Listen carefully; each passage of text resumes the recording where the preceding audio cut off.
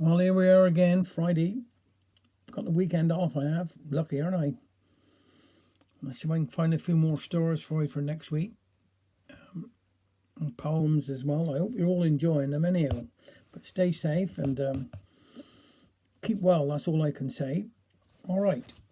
And let's hope this weather, well, I say we're going to have thunderstorms over the weekend. Let's hope not. But just stay in and watch a bit of rain come down. You'll be all right. Now, I'm doing one here today. A gentleman has contacted me, and his father is called Morris, and he liked this little story before. So I said to him, if I'm talking a bit loud, because I know he's a bit difficult here, but he's quite an elderly gent, even older than me. But it's a pleasure to do it for Morris today. And this one's called At Home, All Home. Father used to keep pigeons.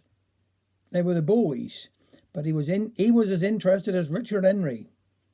Nearly every evening in the summer, the men from the cottages round would gather in Father's outhouse and talk pigeons until it came dark. Father had once won a silver cup for having the first bird home in a race from Exeter, so he naturally was the chairman of this group of bird lovers. He was consulted on every question arising from these meetings. There was Henry Bates that had been keeping pigeons since he was a boy.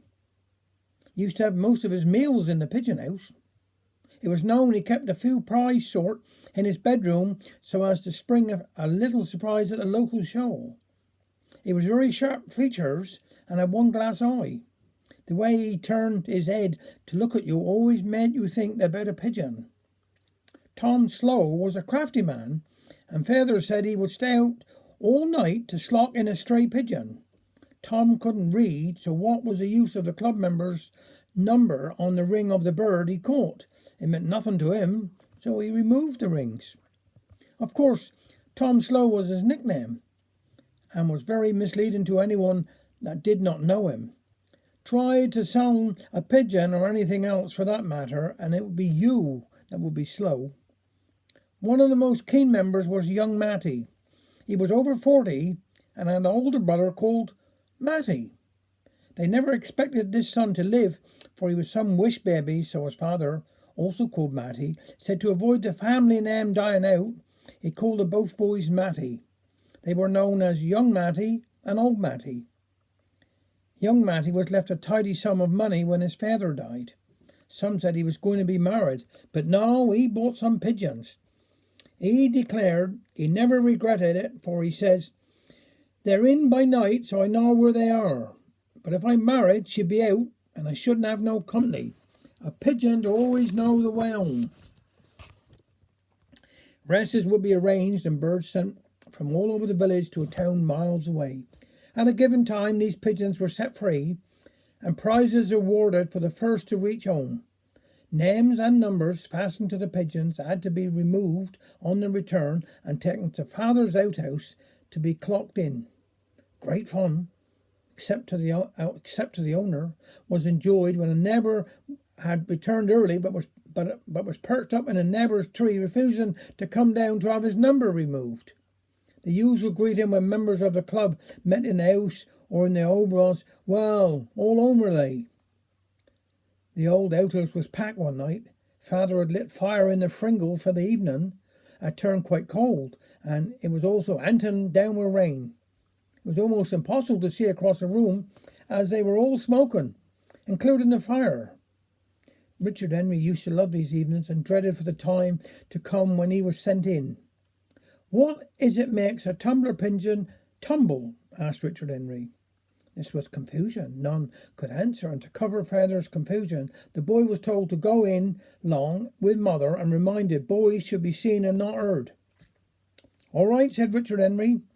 "Ask me to get bit A when farmer's gone market, and I shan't go." "Well, sit down and keep quiet." They discussed the last race, and next when the door opened and in came young Matty. "All home?" asked he. "No," remarked Father. "Shut home the door.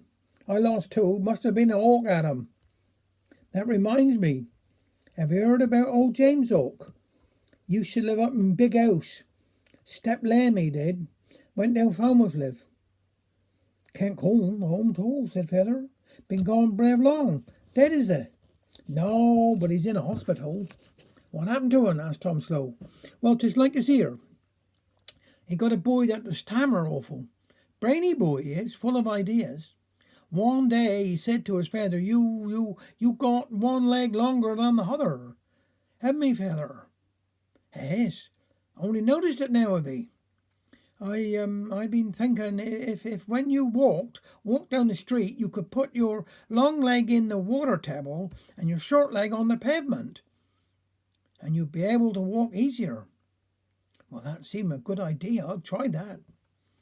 When he was going down long, he put his long leg in the water table and his short leg on the pavement, and was very surprised to find how well he could walk.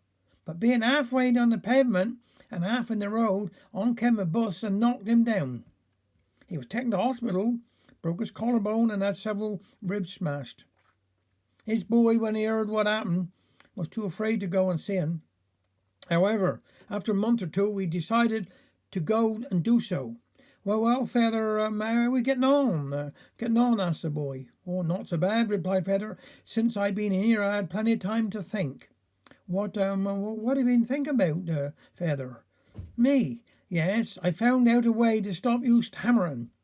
You have, Feather? Yes. Keep your mouth shut. That's a good one, said Feather. Now, before I lock up here, something to make me think. How is it you hardly ever hear a woman stammer? And this one's called, by David Prowse, called Drastic Measures. Sorry, boy, I'm sick, said Jan. My bloomin' head is thumpin'.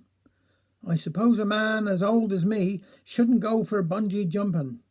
But it started out by accident, in Newlyn of all places. Comin' home from pub, I missed the bridge, and hung there on my braces. Well, as I dangled up and down, I was feeling quite elated.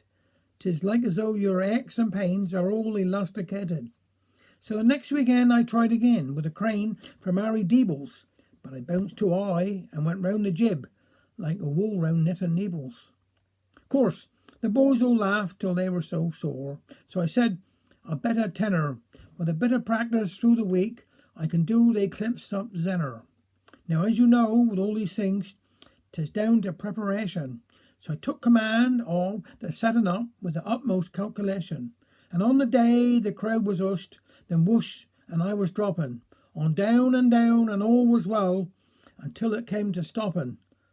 I tell you, boy, I hit the sand like a human armadillo, and tunneled 30 feet or more till bedrock formed a pillow. It was while my bones was being set, with my arms and leg in plaster, that I had the time to ruminate on the cause of my disaster. And then one day I worked it out. It was Europe's interference. The weights and measures men it was who dented my appearance, 'cause I'd never quite come to terms with these kilograms or litres. See, I measured up the cliffs in yards, but they sold the rope in metres. Thank you very much. Hope the Lord spares. See you on Monday.